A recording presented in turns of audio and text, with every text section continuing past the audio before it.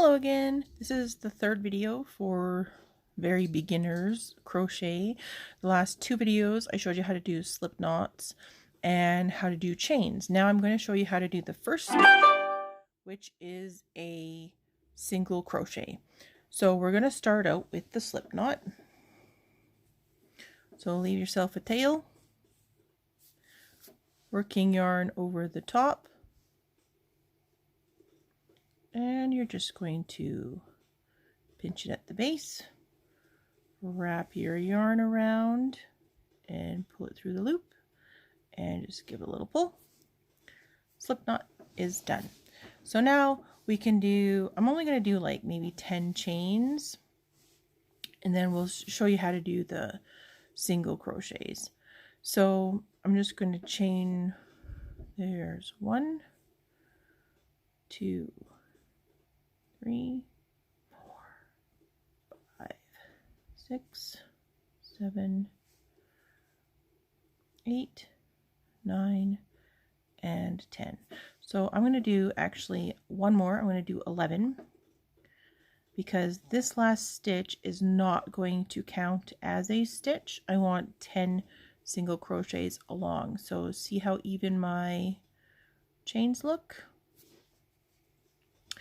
So when you do going along the chain, you're going to either do it two ways.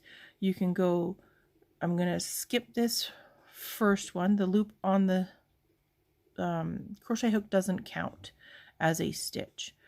So you're going to go the second chain. You can either go through the V-stitch. Okay, so now you have 3 loops on your chain, and then you're going to yarn over. Make sure you yarn over the right way, because if you do it this way, your stitch isn't going to look like most other people's regular crochets, and it won't match patterns when you start doing patterns. So we're going to go clockwise, and you're going to pull a loop up. So now you have 2. Then you're going to grab your yarn again and pull through both loops. So there's 1 chain. Okay, so now we're going to do that all the way across. I'm just going to do it along here with you. So you're going to put into the next stitch, you're going to put your needle or hook through those 2 stitches. So there's your V. You're going to grab your yarn and pull it through. So you have 2 stitches on your hook. Then you're going to grab yarn and pull through those 2. So there's 2 stitches done, and you can tell by the V's on the top here that you have 2 stitches. So when you're done this, you should have 10 V stitches when you get to the very last stitch. So insert your hook, grab your yarn, pull it through, grab your yarn again, pull it through both loops. There's number 3 done. Through, grab your yarn, through, grab your yarn, and then through both. So there's 4 of them done, and they should look just like this.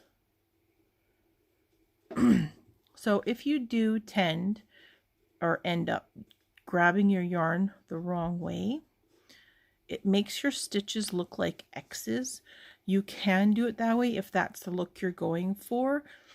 So if you, instead of grabbing your yarn this way, if you grab it first this way and pull it through and finish your single crochet, it changes the way your stitch looks. And if you keep going across, it'll all look like X's eventually. So I'm just going to take that one out because that's not what we're going for here. So I'm going to go back through that stitch, and I'm just going to do a single crochet. So it's best learning on how to do stitches by just doing the one stitch over and over and over until you get the hang of it, and then go on to the next stitch. And then once you get all the stitches down, you can start by doing patterns. Baby blankets and Afghans are really popular for new people because it's a big project that you can do over and over and over the same thing. And then eventually we'll get to changing colors, but not right off the bat here. So I'm almost to the end, and then I'll show you how to turn and how to go up another row. Okay, so one more. We're going to go through the last one here. Make sure you grab both threads, and there should be 10 stitches. So we're just going to count them here. So 1, 2, 3, 4, 5, 6, 7, 8, 9, and 10. The loop on your hook does not count as a stitch. So lots of people either do their chaining here before they turn, or they turn and then they do their chaining. It doesn't really matter which way you do it. I usually do my chain. So with single crochets, when you go up a row and back across, you only do one chain at the end of your row. So I'm just going to do one chain. Then I'm going to turn my work. So this is the back side. This is what it looks like. It's a different look than the front side. So now we're going to do the same thing going across here. So you're going to skip this first stitch, the chain that we did, and you're going to go through this second stitch here. That's your first stitch, and it's going to be easier now. The chaining part is the foundation row is done, so it's easier to go through the stitches now instead of going through a chain.